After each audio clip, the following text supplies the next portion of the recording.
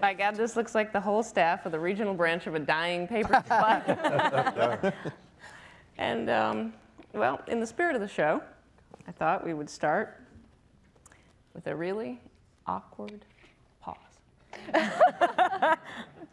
Now, with a panel this big, these are going to be free balls. So please jump in as you have comments, insights, snarky comments, you know. I would like to know, given the show is, it's obviously a very different kind of form for a half-hour comedy, and you know, it is funny, it is laugh out loud funny in parts. It's got a lot of, you could really tell in the screening of this episode, you got the awes, you got the guffaws, you got the applause lines. It's really quite a finely crafted show. Tell me about the writing process. Are you a show that writes in the room largely? Do you write separately? Okay. Well, it depends. The show, the cocktails episode, was one that I don't think we rewrote it at all. And other times it comes in and we rewrite it a lot. And but I think we spend the most amount of time breaking the stories and figuring out what should happen. And we probably spend, that's probably how we're different from most normal shows. I think we spend a whole lot of time figuring out what will happen and less time polishing the lines, perhaps. It almost seems to be like almost a serialized comedy, if you will, in that there's very much, you know, the plot, the storylines of what's going to happen next with Pam and Jim and Roy and all the various elements, Michael and Jan. So it sounds like you really map out those arcs. You know where these relationships are going over the course of a season or the course of a chunk of a season. Over the course of about 3 or 4 episodes ahead of Yeah, we try to have some sense of where we're going because it makes writing a lot easier. But there's a lot of like emergency, what the hell's going to happen now sessions that we have. I mean, we spend 8 or 10 weeks, I think, before we even start shooting, just sitting around and talking about what's going to happen to Michael and what's going to happen to Jim and Pam and all that stuff. And that gets you to about the middle of the season, and then you're screwed, and we have to regroup, and you know, at this point, I mean, by this point in the year, you know, we've got a month left of shooting, and we know everything that's going to happen. But 2 weeks ago, I don't think you could have said that. So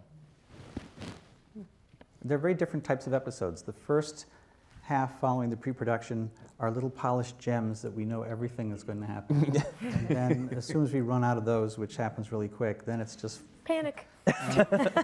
Fly by the seat of your pants kind of things, and they're equally funny, I hope. How are the confessional, not the confessional, but the moments where the people are addressing the camera, the characters addressing the camera, are those you know, word for word scripted? Are the actors now embodying their characters so much that they can vamp them, or are they?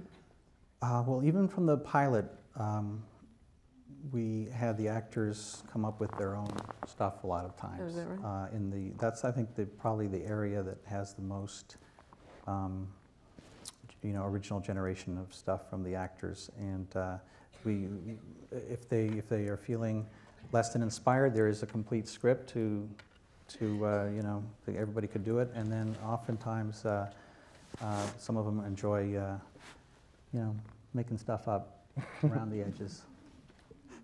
those we call them talking heads, and those are the best things to shoot because they're really easy because it's a camera on a tripod and an actor sitting 2 feet away. And we do what's written in the script, and then they say, let me try this, and they try something, and we make up jokes on the set, and I don't think Rain has ever not given, for example, an alternate version of it at least once. It's really, but they're easy to shoot. You can shoot 100 of them in 10 minutes, you know, and so they get to like goof around and have fun. And the writing staff has the same kind of desire to see a lot of their extra stuff in. So we have something called the candy bag, which is maybe in the script one talking head won in the contest of everybody trying to write them, and some of the it's like a minority opinion in the Supreme Court. There's some other, and, you know, there's some other talking heads that are thrown in and also filmed. Sometimes they. I have an anecdote. Yeah, good. I did say there were 3 balls. Hey guys. I remember when we were shooting the pilot, and Greg called me up at home one night before work, and I thought he was going to fire me. I really did, because executive producers don't usually like call the actors at home like the night before unless it's bad. But he called me up and he said, "So Jenna, tomorrow we're going to do some of your talking heads. And I was just thinking maybe you could talk a little bit about Roy, maybe where you think you guys started your relationship. I don't want to give you any ideas. I just want to see what you can come in with. Just we'll ask you about that relationship and you can just talk about it." And that's kind of when I knew that I was on a really special show that valued actors' input, and we were brought into the creative process right from the beginning, and we still do that. Someone will ask me, BJ one time asked me if there was like any sort of significant story from my childhood that could lead into a Pam story, and I told him a story about reading a Choose Your Own Adventure book about a girl who had a tower in her house, and it made me always want a house with a tower. And he used that story and turned it into a story for the Boys and Girls episode about Pam always wishing she had a terrace. And so they really include us. It's cool. The long-range plan is to have them do it all by themselves. Yeah. Okay. We work like That would 2 be hours a day at this point. That's what we're aiming for. That's great. Tell us how it came about that so many of the writers and producers behind the scenes talent came in front of the camera? Well, that was a little plan, and I'll be really trying to be brief on that. But I'm a big fan of a lot of English comedy, and it seems like over there, especially the actors and the writers are the same people, like Monty Python, or the original English show this was based on was the star was the writer and director. And so when I went to hire the writing staff, I had hired them all on writer-performer contracts, and I was looking for people who could do some performing too. And when we looked at the acting staff, hired a lot of improv people who could kind of make up their own material. So it was kind of, we're like right in the middle in between both camps. Mm-hmm. For those of you that kind of do both roles, was that invigorating, an idea that a show that would really want that and seek that from writing staff or seek actors to really be creative input? Was that exciting too? Yeah, I'll give an experience just watching Paul develop from the first time he came in, and it was almost an inside joke among us how amusing it would be to have Paul in a scene. Oh, he looks so great, it'd be so funny. And he hit it out of the park so many times in a row that it was like, He's taking steroids. Yeah, it was something, it was suspicious. Oh, stop. But actually, this is a true story. We shot that first scene in the Diversity Day episode, which was the first show up to the pilot. Right. And we shot a couple scenes. One scene with Paul, he said one line. Kevin Riley, the president of NBC, saw the dailies and said, "Who's that redheaded guy? Get him in the show more." And now he's Toby Flenderson. Congratulations. I was surprised to be cast because I just came out here with a dream for comedy writing. And it was funny because Greg hired me off of my portrayal of Ben Affleck, which is like pretty much 180 degrees from Kelly Kapoor, who was like the ditziest girly girl of all time. So I like that Greg saw something in me besides this like super butch girl portraying a guy who's 6'3" and kind of an idiot. Not that Ben Affleck is an idiot the way we portrayed him is. Oh God. You are the worst in interviews. How did he see You get us in trouble so much. I don't. How did he see a ditzy girl in you? I just amazing. Vision. How did he see an almost mute Amish guy? Mindy, I want to know, how did he see Ben Affleck in you? Were you portraying him on stage? Were you portraying Ben Affleck doing it? Yes, I did a play called Matt and Ben when I was in my early 20s. That's how Greg hired me. Right, gotcha. Ben, I feel like I should BlackBerry you here, but before you embarked on Office, you'd obviously had an interesting experience with another British adaptation of a show called Coupling that didn't work out quite so well for NBC. What was it in the original BBC Office that made you want to try it again and made you think that this one would click with American audiences? Well, Greg was a huge reason that I wanted to go adapt it, and finding an opportunity to draw Greg in, who was someone I had always wanted to work with and using The Office to kind of create a building block for this exact kind of comedy, because there's no question if we hadn't had that underlying material, there was no way this kind of concept of a no laugh track faux documentary would ever get to air.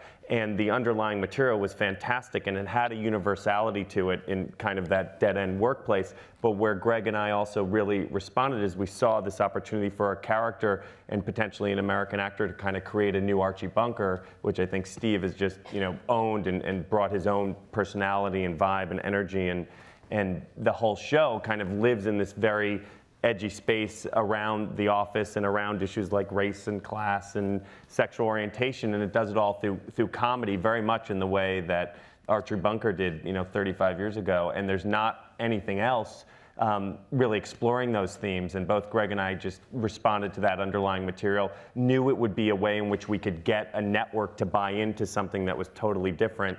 And then it started to attract this unbelievable roster of talent, both on the writing, directing, and performing side, and then the whole melange is really, you know, and even Ricky and Steven, who originally, you know, had some concern, they come in and they've even written an episode for us and have, you know, beyond embraced where it's gone. And I think what Greg and I always felt is those original fans of The Office, those shows ended, you know, over 3 years ago, and those fans could find, you know, what they wanted in this show, and then we were going to hopefully, and we did, introduce it to a whole world of people who had never been exposed to it. That's how it got sold, that kind of pitching. A lot more so than my muttering and Well, it is. I mean, this show in particular, it is. I mean, it is distinctive for right now on American television. When you think about, you know, Cheers and Mary Tyler Moore Show, I mean, these are workplace comedies where people from disparate backgrounds get together, work together towards some common end. And there's just, until this show came on, there just wasn't a whole lot on, you know, on mainstream broadcast primetime television that was in that setting. And I think it's probably one of the fertile areas that you all can mine, is that kind of The Office being that netherworld where you're supposed to be polite, you can't freak out, you're certainly not supposed to say, you know, inappropriate, racially tinged things to people, and yet, you know, it happens. That's why there are HR people in every office. I mean, that must be a real fertile ground for you all to play with and not have to worry about every other show doing your plot line. Yep.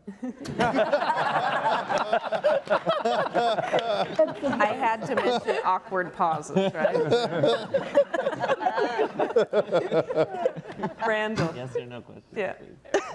Randall, tell us about, I mean, it must be quite a lighting challenge for you in particular, because you do a great job of making these people look like they've got bright lights on them, but it also is, you know, ready for HD and DVD treatment. Is there a sort of special tricks that you use to get that? It's kind of we try to make it look good, but not too good. Right. And I think the idea that, you know, this office is this oppressive workplace, I still try to keep it looking, you know, quite oppressive, and use a very, very flat light on people, because just to make it not look like such a dynamic place. So, you know, it's a delicate balance of making it look good for HD, but not making it look too good for an office place, because these people, I don't know how many people here work in an office, but okay, I'm sorry. But, you know, it's quite an oppressive little place to be for that many hours in a day, I think. I've worked in offices, and and Greg and I also, you know, I had worked with, okay. I was gonna say, you know, finding one of the things your question before, and I think everyone probably wants to talk to the cast, but the finding, exactly, so this will be my last word. But I came out of reality television, and to your earlier point about how the show got on the air, and knew Randall very well. He was somebody in that world we had wanted to work with, and we were trying to, Greg and I, you know, talk through with Terry, and how we would create a look for this show, but not only that, the fact that reality television had existed kind of enabled us to create a form that was mocking it. And that's what all those talking heads are based on, all, as you call them, testimonials. That's directly from shows like Big Brother and Survivor. And Randall came out of that world, and he really helped us engineer that look. We didn't go to the database of traditional situation comedy people. We went to Randall, who really helped us shape that look. And he's out there, you know, in shorts, looking like it's the bush. He gets confused, thinks we're at Survivor sometimes, but it's incredible what he did in terms of that. The thing about Randall that I just want to add too is that in addition to directing episodes and being the DP, he is the man holding the camera, and he becomes a character in the show because Randall has an enormous amount of judgment and leeway about where he's looking, and often that adds a tremendous amount of comedy, is the timing of the guy choosing to look over here, see what this person thinks, and back and forth. And so he's definitely like a hidden character in the show.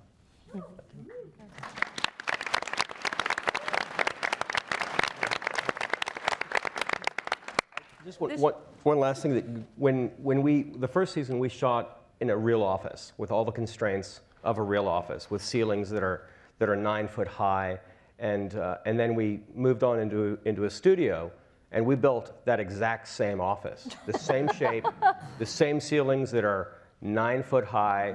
There's no room to swing a boom, and it's kind of it's a tricky place to film, but all those difficulties and all those constraints that we have and that we've brought over to the studio, where we could have made it easier, the fact that we didn't make it any easier, I think always makes it a richer show. Yeah. And the more difficult a shot is to get, I always think the richer it looks, and the realer it Also, looks. from an actor's perspective, I think that's a really exciting thing about the show, because a lot of times you'll do shows, right, and they'll do your close-up, and then they'll do someone else's close-up, and unless you're, you know, with this show, it literally, the camera can be pointing this way in 1 minute, and then swung all the way around to behind him.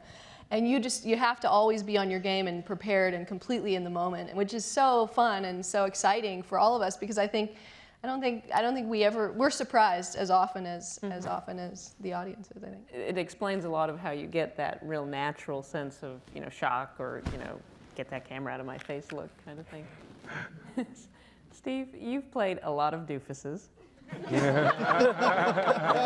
over the years. How is Michael Scott special in the pantheon of doofuses that you have played? How long did you think about that question? While I was stuck I'm going to ask him about the pantheon of doofuses. I think he's a man who clearly lacks self-awareness. And I've always said that if he even caught a glimpse of who he really is, his head would explode. And actually Ricky said about his character, and I think it applies to Michael Scott too, is that if you don't know a Michael Scott, you are Michael Scott.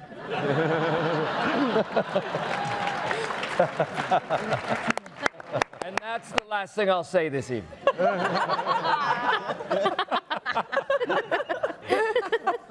That's all I have prepared. No, it's really fun to play, obviously, because he can pretty much get away with saying anything. And the way the writers have created the dialogue, he can say the most incredibly offensive things, and yet he in and of himself, I don't think is an offensive person. I don't think the season opener this year was a gay witch hunt, which I really like this episode a lot, because it spoke to the fact that Michael is not a homophobe, but he just doesn't understand the world. And they're two very, very different things. It's not that he is intrinsically racist or homophobic or sexist. He just doesn't have a frame of reference. He's not capable of understanding. And once he does glean some understanding, he misinterprets it, and it becomes something else altogether. But I think, at least the way I feel about the character, is that he has a decent heart, he's a decent person, and he's just trying his best. Right, getting there is the hard part. Yeah. I would love to know what kind of notes, if any, you got in that episode, in the climactic well, lip touch moment. I mean, that has to be the first It's a full-on boy-on-boy kiss at 8:30 p.m. on Thursday. GLAAD nominated, by the way. Was nominated by Did GLAAD. that cause the network any pause? Well, it wasn't actually in the script. And,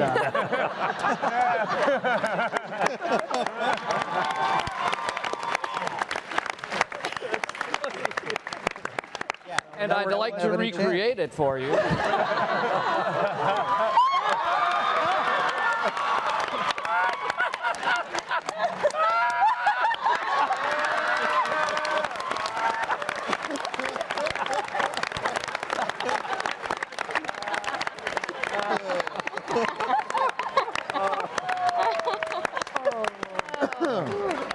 So what was in the script was that he would that Michael would kiss Oscar on the, Oscar would turn his head and he would kiss him on the cheek a little bit. And so we did several takes of that, and we're, a bunch of us are in the conference room watching. And then once Steve doesn't let Oscar turn away. and he gets closer. And we're in the scene acting as people watching, their character boss kiss, this character. And then he gets closer and closer. And it gets so creepy. And no longer say, now we're just sitting there as people watching like our kind of real boss and kiss one of the employees. And Paul, I knew it when he was like, there reached a point where he just went too far and I'm like this.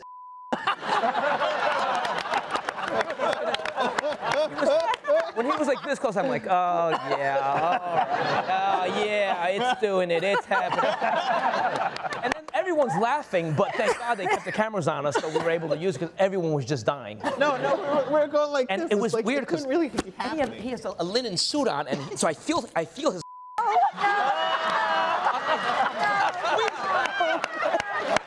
It was very funny.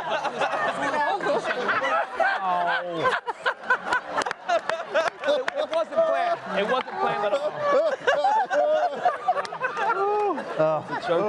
I remember it well. It's very funny.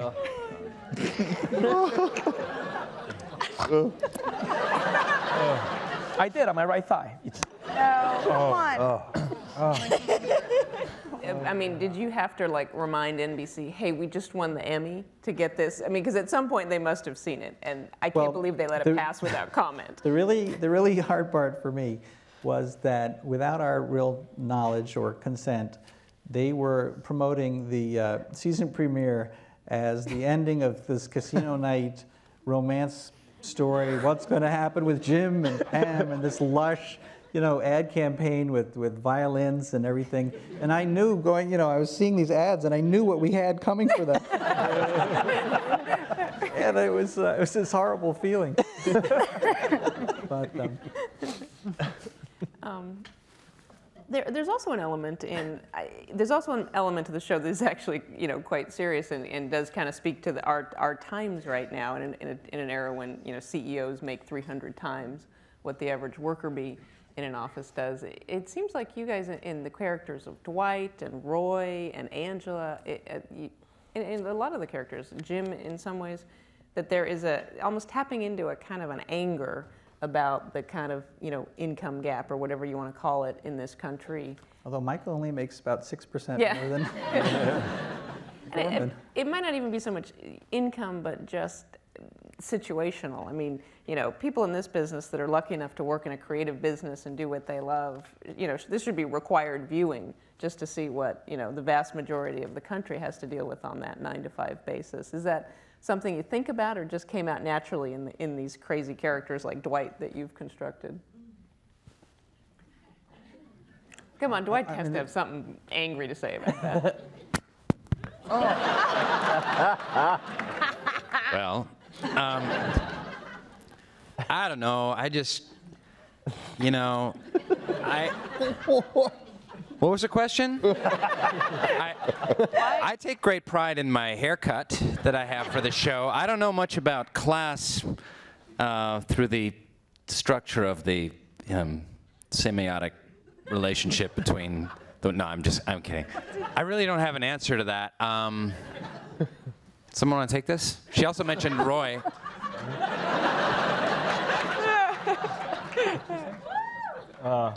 What? Say. Well, I guess he's angry. Yeah, Oh. he's stuck in a rut, and you know, he's angry about his situation. His brother is angry about those jet skis. Jet skis. Go ahead, Angela. Oh, I was just going to say, I answered phones at 1-800-DENTIST for 2 years.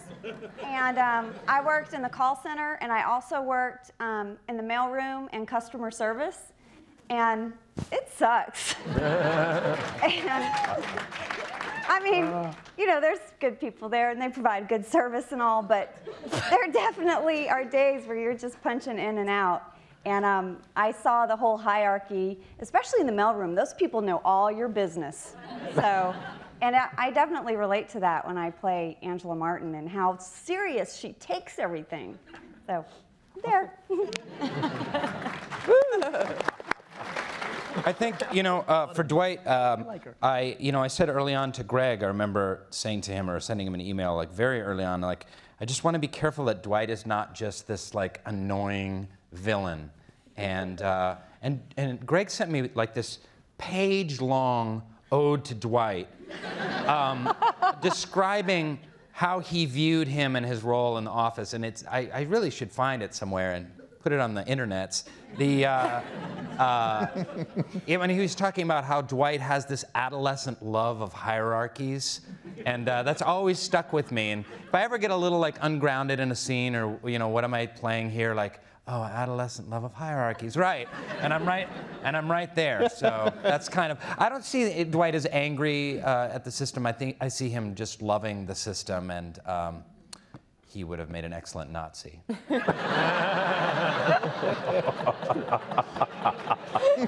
Wow. Oh, okay. Oscar can do that. All right. What about Michael Scott when he says things like, you know, this office is the American dream, and makes his cliche-ridden speeches? Does he believe that? Does he believe it, or does he feel like he needs to say that because he's the boss? Again, I think if he didn't believe it, he would die. He's like, he's a shark. He needs to keep swimming forward, or he will die. I believe he goes home at the end of the day and prepares his comedy bits. He thinks about what version of the same tie he's going to wear the next day.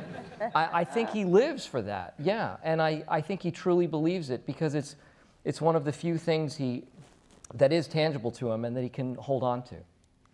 Yeah, I hear you. Well, I've been hogging all the time. We're going to switch to Q&A now. There's going to be microphones, people running around. And while you're looking for the microphones, I just want to add something to what he was saying. Like, you know what? I just forgot it. let me ask you this: are we ever? That was really weird. That's why you write things. That's why you have notepads. That's why I'm on this. Are we end of ever the going to see panel. the documentary? Are we ever going to get, you know, an episode where, or hell, a theatrical film where we get to see this long in the works documentary? Not as long as we can have ideas without seeing this. As soon as that runs dry, I think we'll see the documentary. Gotcha. All right, we got one right here. My question is for the producers. I know that you've talked about how you made a choice about grounding the show in a real town, so that would have that sort of extra flavor. I'm curious to know, because I actually grew up in Wilkes-Barre, so all the sort of differences stick out to me, but obviously you can't stick to the exact truth and let it get in the way of the writing. So how faithful do you feel you kind of need to be to the area, and how much do you realize that that's just a small percentage of the population who's actually going to sit there and go, there are no trains, or something like that? Well, I think that I personally don't have any desire to be faithful. Sorry? There's no train? No, there's no train. No train? Wow. We have a deck of playing cards that has all sorts of Scranton sites on it, and sometimes when we're looking for ideas, we will like deal each other cards and go, oh, the coal mining museum, that could be good. But I think that the artistic point of it is just to make it specific so that it feels more realistic and it's part of the whole faux documentary aspect of trying to be as real as possible. Have you gotten grief from like the Scranton Chamber of Commerce? We work very closely with them. Yeah, they love us. They want us to visit.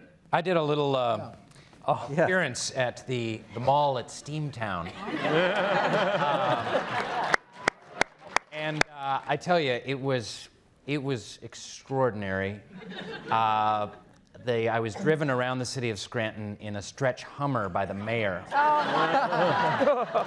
I got Greg on the phone and passed the phone over to Greg so he could talk to the mayor, who was pleading with him to come film in Scranton. But they are so gaga in that city for our show. I mean, I felt like Justin Timberlake. I mean, there was a line stretching out around the mall down the street, and I had mentioned on a radio interview, like, I was talking about Dwight's haircut, and I was like, oh, they should offer $6 Dwight haircuts at the mall. Big banner, Dwight haircuts, $6. Like, these fans come, there were like 5 guys who all got Dwight haircuts. Like, they were like, and they all had it was crazy, but the city of Scranton loves this show. We feel like I was made an honorary sheriff's deputy. I just have to go pick up my badge because they have to take a photo of me. And then I was made an honorary police officer of the city of Scranton, and not to be outdone, I was made an honorary mall security by the mall at Steamtown. I have my badge from the mall at Steamtown. So, cool. But they just love the show, and they love all the details. They're like, there's Poor Richard's, it's in a bowling alley. You don't want to go there. Like, so. But for one wrong turn, Dwight definitely could have been mall security guy. All right, what we got out there? How about right out there? Right back there. Right there. Is there going to be a Scrantonicity CD or iTunes release? Yeah!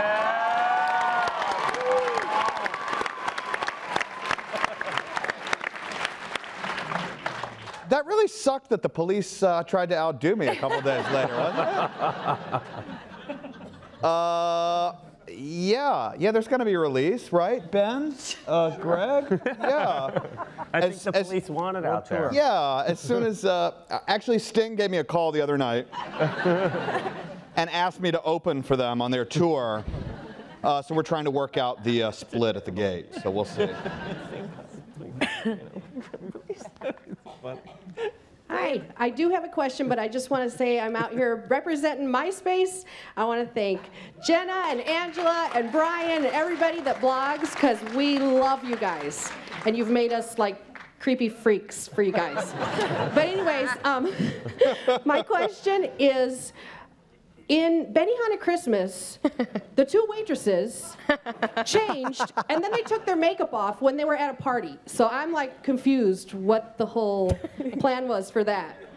Well, originally we were going to cast, we cast some very attractive women who were waitresses at Benihana, and the plan was that you knew they went up and approached them, and then they came back with sort of more average-looking waitresses when they arrived at the party. The 2 women who played the waitresses were so pretty, that we didn't end up making it a sort of joke, right? That you pop. It didn't really play as a joke from these hot women to these other women, but that was the intended joke originally.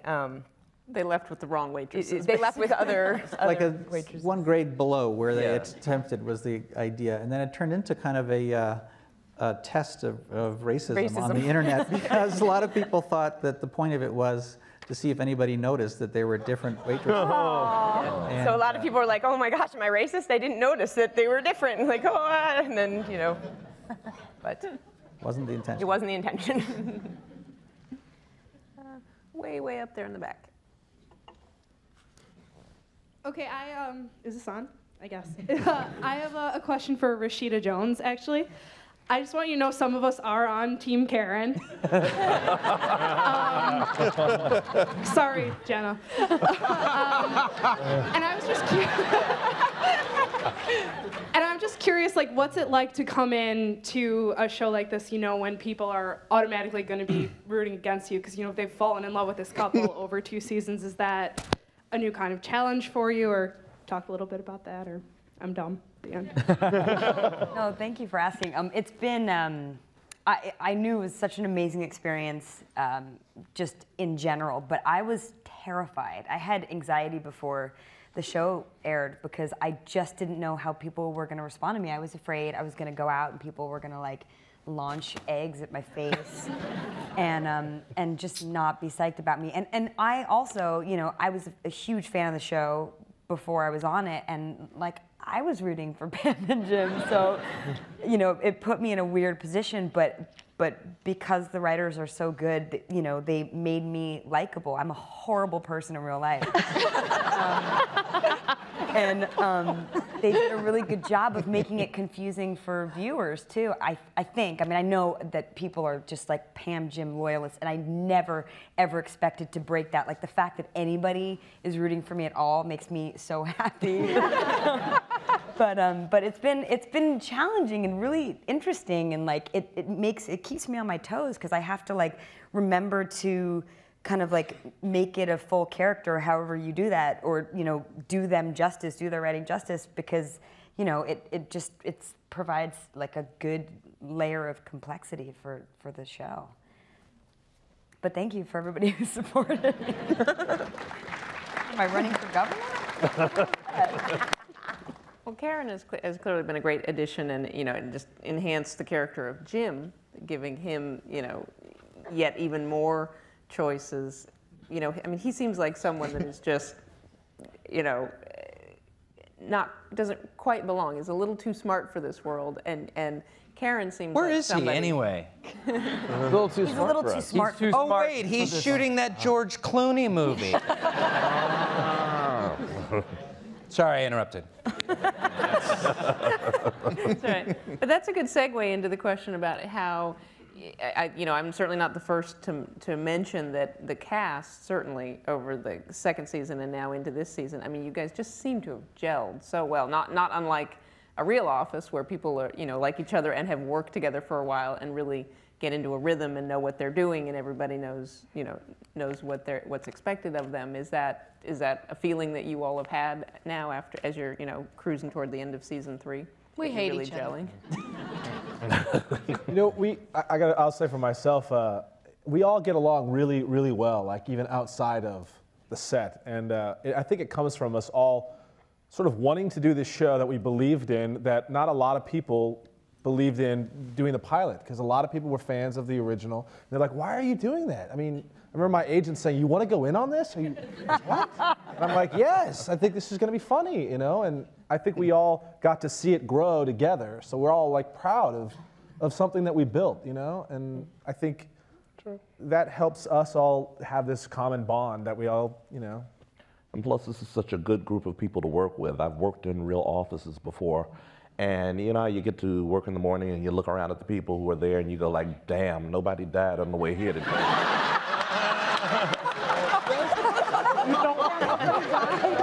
And with this group, I don't feel that way when I get there. I'm actually glad to see them in the morning, but it's ironic that I have to play the part of a person who has to act like, oh damn, nobody died on the way here. So it's, you know, it's a good change for me. I'm happy now.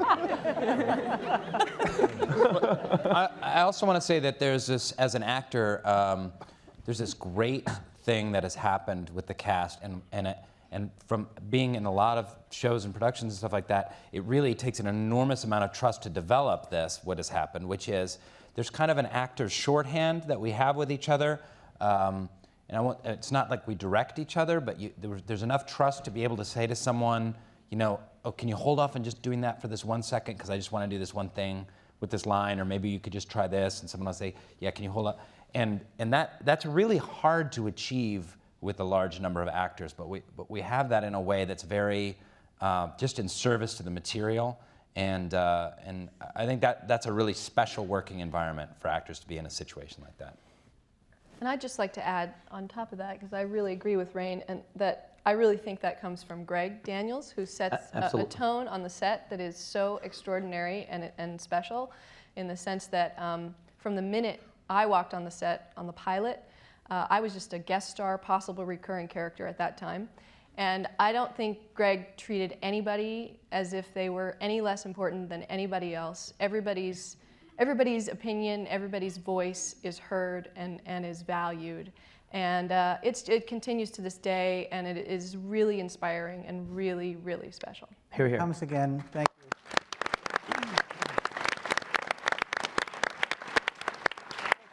It just comes out of the laziness factor again. Trying to get them to work out all my problems that I'm really supposed to be working out on my own. So. Was there any kind of a bonding out of, in your first mini season, mid-season premiere, the ratings were not exactly spectacular. That's very bonding. After we finished our first 6 episodes, I didn't think we were coming back, and I went home and I cried for 2 days.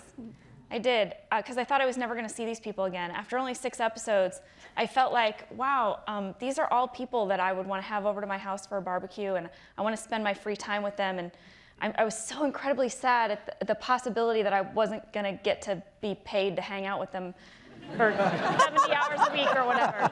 It's such a treat. And that day will come, though. But it's so exciting. We'll be expecting a barbecue. I'll have a barbecue. Next week we start our 50th episode. Yeah.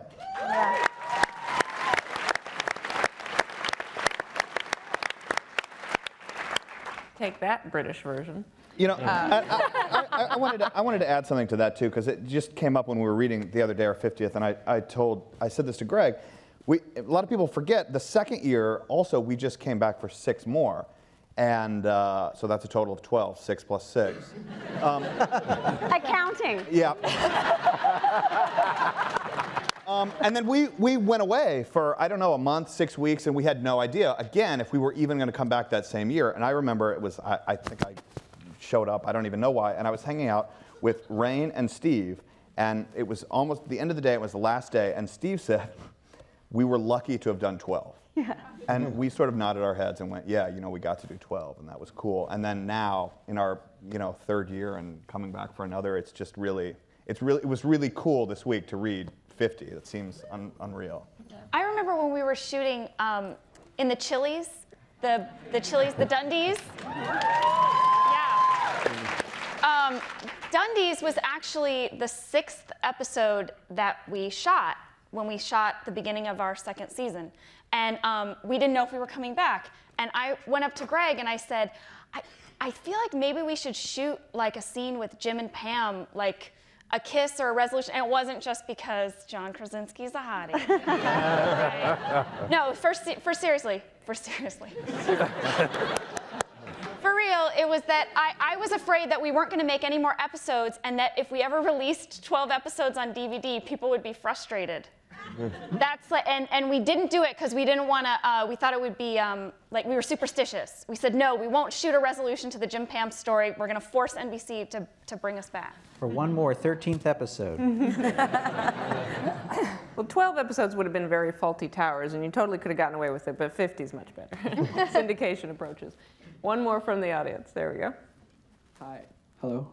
I'd just like to say I like Rashida Jones, but I'm Team Pam. So, go Pam. My question is just really simple, actually. Is there any plans with NBC to make your guys' episode maybe like an hour long, or give us more director's cut, producer's cut, or just make more hour-long shows in general? Yes, the one that you saw where Daryl was asking for a raise, we're going to come back with a long, supersized episode. And we have an hour-long finale this year. Oh, good. And there may be a lot of producers' cuts also, I'm not sure. But we, more often than you would expect, it justifies a producer's cut. And then sometimes it doesn't, so I don't want to say we're going to do it every single time. But a lot of times it does. And you want to do more? Yeah. One more.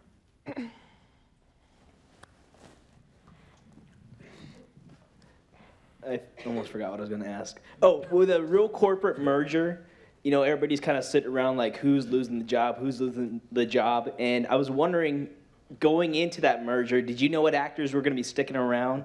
Or was it like everybody was waiting and giving BJ massages during breaks? Or like... No, but it sounded bad. BJ Novak. Not giving... Yeah, BJ Novak. I knew what you meant, but... That could have come across my legs, so that's it. That didn't come out. Well... No, that's all I have to say. I guess he's Team BJ.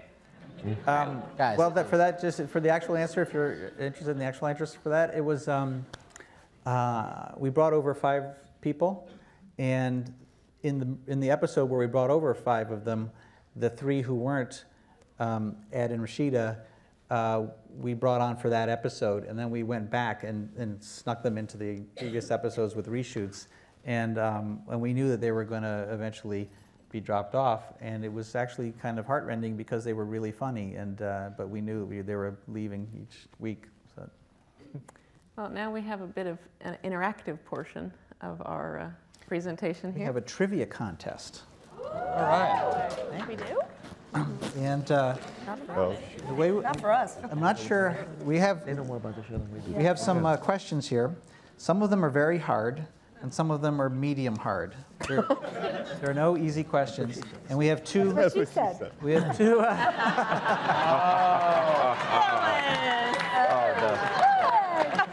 Nice. Yes. So I think what we'll do is I'll start with the not the grand prize, and I don't know how we're going to do this, but I guess if multiple people think they know the answer, raise your hands. And you haven't thought this through at all. Not really. all right. Let's see how hard it is. Try this one.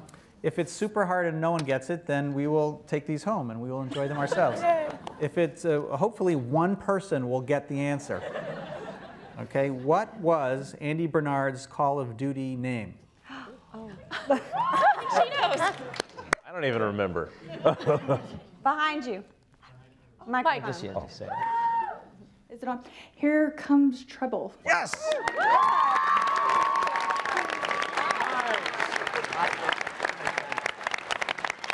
That is an autographed poster and possibly something else. Looks good. Looks really good. What's this? Oh, this is. Oh, this is better. Yeah.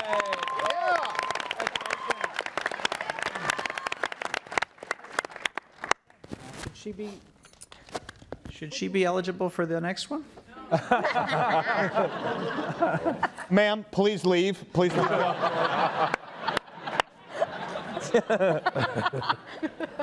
Okay, don't shout your answers, please. What is Michael Scott's favorite sandwich? Oh my God. One way back there. Wait, what do we do now? Multiple hands all come up. Hands all come up. Multiple hands, please come up to the stage. Everyone has got their hands up. It was tomato, ketchup, and bologna. That's correct. All right, I don't know how you were chosen, but you win. I just want to do one more for That this is like the thing. most disgusting sandwich ever. That is a beautiful autograph frame cast photo. Congratulations.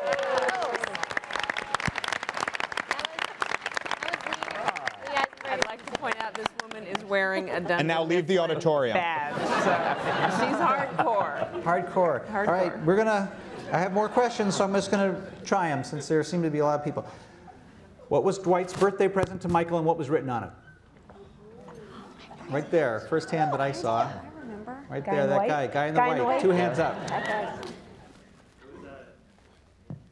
It was a hockey jersey on the back. It said "From Dwight." Yes! Wow.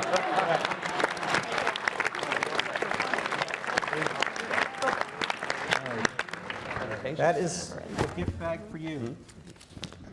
Are you out of bread now? Well, we could slice it really fine. But. What was the number on the jersey? Ha!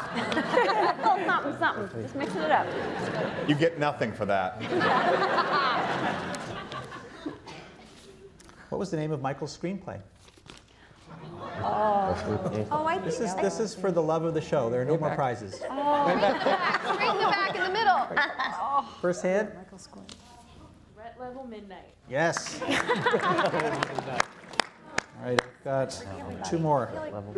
What was Karen's screen name? Whoever screeched.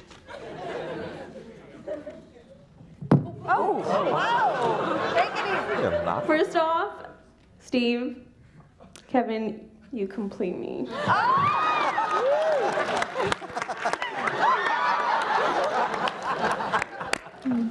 And I love the rest of you so very much.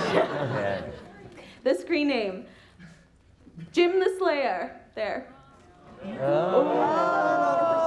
still love you. All the way in the back. She's waving her arms. That one knows. She's standing up. She's standing up. Karen the Gym Slayer. That's correct. And the final trivia question. What does the framed certificate behind Michael's desk say? Ooh. Wow. This is the first one I saw right here. Right in the front. It's a certificate of authenticity for like a Seiko watch or something. All right. Spell Seiko. How it really is spelled? S-E-I-K-O. No! Close! You got somebody in the front. Yes! All right. By the way, when we did the webisodes, we must have had to take maybe 32 takes. You shush. Oscar cannot say Seiko. I can't sew. Sicko.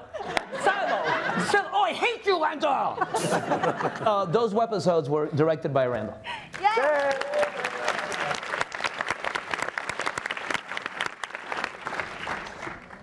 I just have one last question. Creed, what does your character do on the show? My character is quality assurance. People call up and ask about the quality of the paper, and I assure them that it's good.